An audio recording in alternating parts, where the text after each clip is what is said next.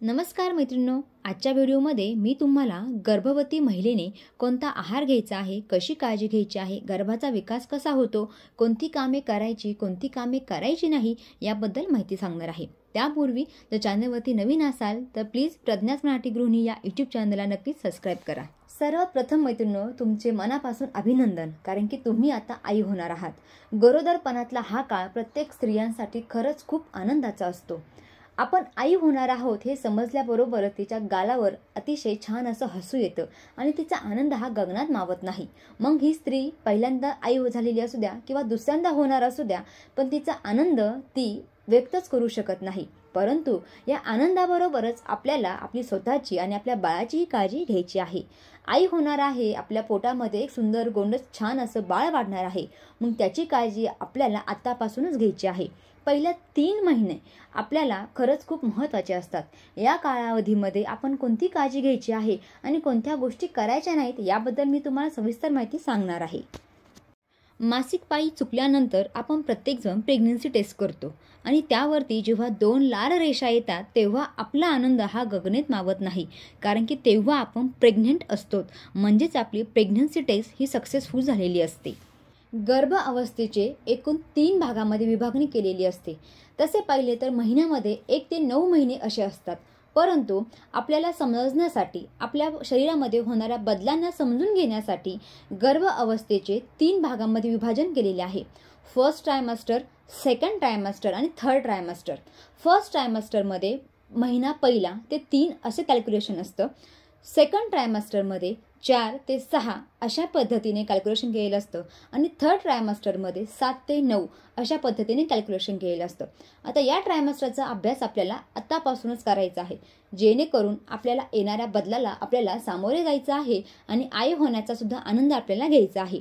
पहिल्या महिन्यामध्ये म्हणजे फर्स्ट ट्रायमेस्टरमध्ये 1 ते 3 महिने आपल्याला कोणती काळजी घ्यायची आहे, कोणता आहार घ्यायचा आहे याबद्दल माहिती सांगणार आहे। आणि तसंच तुम्हालाही सांगते की मी सुद्धा आई होणार आहे, त्यामुळे मी कोणती काळजी घेतलेली आहे आणि मी कशा पद्धतीने माझा आहार मेंटेन केलेला आहे हे सुद्धा मी तुम्हाला ह्याच व्हिडिओच्या मार्फत सांगणार आहे। जेव्हा मैत्रिणींनो आपण प्रेग्नन्सी टेस्ट करतो तेव्हा ऑलमोस्ट आपल्याला 1 किंवा 1.5 महिना झालेला असतो, कारण की डॉक्टरच्या म्हणण्यानुसार मागच्या मासिक पाळीनुसार आपली येणारी मासिक पाळी असते आणि जेव्हा आपली मासिक पाळी चुकते तेव्हा आपल्याला गर्भधारणा झालेली असते। 3 ते 4 हप्त्यामध्ये आपल्या शरीरामध्ये छोट्याशा जीवाची धडकन सुरू झालेली असते। 1.5 महिन्यामध्ये किंवा 2 महिन्यामध्ये आपल्याला मळमळ झालेलं जाणवत असतं, म्हणजे ज्याला मॉर्निंग सिकनेस म्हणतात ते यायला सुरुवात झालेली असते। उलट्या होणं, मळमळ होणे, सतत लघवी येणे, डोकं दुखणे, सतत झोप येणे असे अनेक हार्मोन्स आपल्या शरीरामध्ये बदल झालेले असतात आणि त्याला आपल्याला सामोरे जायचं असतं। आपल्या शरीरामध्ये जेव्हा आपण प्रेग्नंट राहतो तेव्हा 3 प्रकारचे हार्मोन्स असतात। एससीजी हार्मोन्स, प्रोजेस्टेरॉन हार्मोन्स आणि इस्ट्रोजन हार्मोन्स। आता हे हार्मोन्स आपल्या शरीरामध्ये काय बदल करतात आणि हे खरंच खूप महत्त्वाचे हार्मोन्स आहेत याबद्दल आधी जाणून घेऊयात। कारण की जेव्हा आपण प्रेग्नंट राहतो तेव्हा हार्मोन्स बदल होतो हे लक्षात येतं, पण ते हार्मोन्स सुद्धा आपल्या बाळाला किती प्रोटेक्ट करतात हे आपल्या लक्षात येत नाही। जेव्हा आपल्याला उलटी होतात तेव्हा आपल्या शरीरामध्ये एचसीजी हार्मोन्सची इन्क्रीज झालेली असतात, म्हणजे जेव्हा आपल्याला 1.5 महिना होतो तेव्हा आपल्याला उलट्या व्हायला सुरुवात झालेली असते आणि असे म्हणतात तुम्हाला उलट्या झाल्या म्हणजेच उलट्या व्हायला सुरुवात झाली तर तुमचे बाळ हे गर्भपिशवीमध्ये आलेलं आहे। आणि एससीजी हार्मोन्स हे फक्त आपल्याला उलट्या होऊन देत असतात, कारण की ते जे बाळ आहे तर त्याला ते ॲब्झॉर्ब करण्याचा प्रयत्न करत असतं। आता जे दुसरं हार्मोन्स आहे ज्याला आपण प्रोजेस्टेरॉन हार्मोन्स म्हणतो, ही आपली प्रेग्नन्सी मेंटेन करण्याचं काम करतात आणि 9ही महिने आपल्या शरीरामध्ये हे हार्मोन्स अवेलेबल असतात। तिसरं हार्मोन्स असतं प्रोजेस्टेरॉन हार्मोन्स। आता प्रोजेस्टेरॉन हार्मोन्स हे काय करतं, यामुळे आपली प्रेग्नन्सी व्यवस्थित राहते। 9 महिने आपलं बाळ सुरक्षित राहण्यासाठी इस्ट्रोजन जे हार्मोन्स आहे तर ते खरंच खूप महत्त्वाचं आहे, म्हणजे आपल्या शरीरामध्ये जे काही हार्मोन्स इनबॅलन्स झालेले असतात तर हे आपल्यासाठी खूप महत्त्वाचे असतात। पहिल्या महिन्यापासूनच आपल्या बाळाचा विकास व्हायला सुरुवात झालेली असते आणि त्यामुळे आपल्याला आपल्या शरीरामध्ये बदल जाणवतात, परंतु आपल्याला त्या बदलाला ॲक्सेप्ट करायचं आहे आणि स्वतःची आणि बाळाची काळजी घ्यायची आहे। मग पहिल्या महिन्यापासूनच आपण कोणती काळजी घ्यायची आहे आधी ते जाणून घेऊयात, कारण की बऱ्याच वेळेस काय होतं, महिला इथेच चुका करतात आणि त्यांना गर्भपाताला सामोरे जावं लागतं। त्यामुळे जेव्हा तुम्ही प्रेग्नंट राहता किंवा तुम्ही जेव्हा प्रेग्नन्सी टेस्ट करता तेव्हापासून स्वतःची काळजी घ्यायला सुरुवात करायची आहे. जेवणामध्ये प्रोटीन्स घ्यायचे आहेत, व्हिटॅमिन्स घ्यायचे आहेत, फायबर्स यांचं जास्तीत जास्त सेवन करायचं आहे. हिरव्या पालेभाज्या, मेथी, पालक, शेपू, संपूर्ण हिरव्या पालेभाज्या आपल्या शरीरामध्ये घ्यायला सुरुवात करायची आहे. तसेच जास्तीत जास्त पाणी प्यायचं आहे, ज्यूस प्यायचा आहे. पाणी आणि ज्यूस पिल्यामुळे आपलं शरीर हे नेहमी हायड्रेटेड राहतं. पहिले 3 महिन्यामध्ये गर्भवतीने दररोज 400 किलोग्रॅम कॅलरीज एवढ्या आहारामध्ये घ्यायचे आहेत. आता जेव्हा आपण जेवण करतो तेव्हा मोजून मापून अजिबात करत नाही. अशा वेळेस आपल्याला जेवढी भूक आहे तेवढं जेवायचं आहे आणि दिवसभरामध्ये टप्प्याटप्प्यामध्ये जेवण करायचं आहे. कारण की पहिल्या 3 महिन्यामध्ये उलटी होणं, मळमळ होणं, डोकं दुखणं, भरपूर त्रास सहन करावा लागत असतो. आता ही प्रत्येक स्त्रियांच्या शरीरावर डिपेंड्स आहे की कोणाला कशा पद्धतीचा त्रास होतो. माझ्या प्रेग्नन्सीमध्ये मला भरपूर झोप आलेली होती. 3 महिन्यामध्ये उलट्या व्हायच्या, मळमळ व्हायची आणि संध्याकाळी मला उलट्या व्हायच्या. आता प्रत्येकांच्या प्रेग्नन्सीचे सिम्पटम्स हे वेगवेगळे असतात. कोणाला 3 महिन्याच्या नंतर त्रास होतो, कोणाला 1-1.5 महिन्यात त्रास होतो. प्रत्येकाच्या शरीरानुसार हा बदल असतो. त्यामुळे माझे सिम्पटम्स तुमच्यासोबत जुळतील असं सांगता येणार नाही.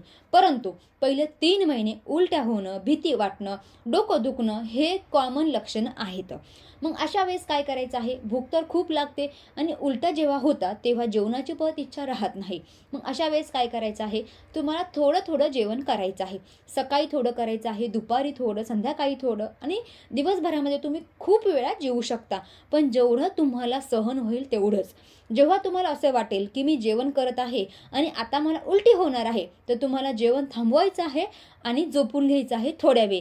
कारण की तुमची आलेली उलटी परत माघारी जाऊ शकते. तसेच मैत्रिणींनो, या कालावधीमध्ये आपल्याला डॉक्टरचा सल्ला घेणं सुद्धा खूप महत्त्वाचं आहे.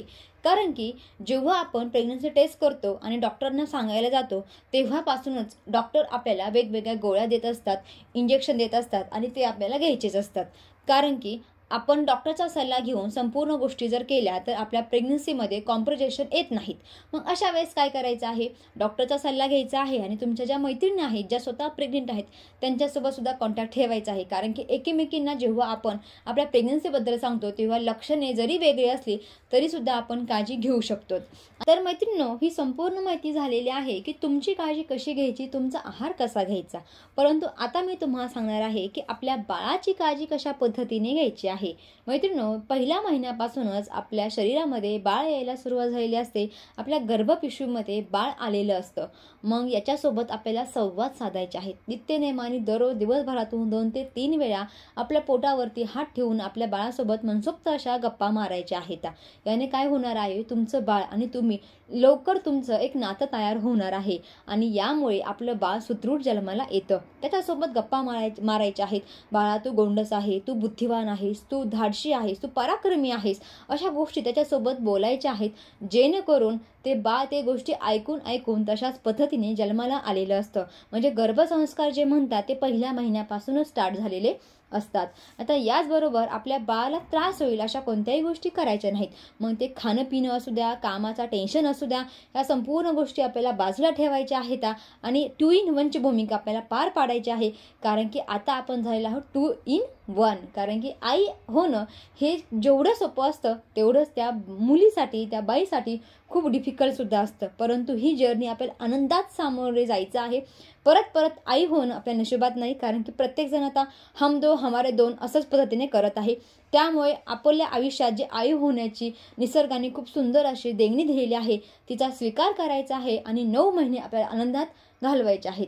याच कालावधीमध्ये म्हणजे पहिल्या 3 महिन्याच्या कालावधीमध्ये वजन उचलणं, जास्त काम करणं, धावपळ करणं, उड्या मारणं किंवा पायऱ्या चढणं उतरणं हे पूर्णपणे थांबवायचं आहे. कारण की 3 महिने हे बाळाच्या सुरक्षेसाठी खूप महत्त्वाचे असतात.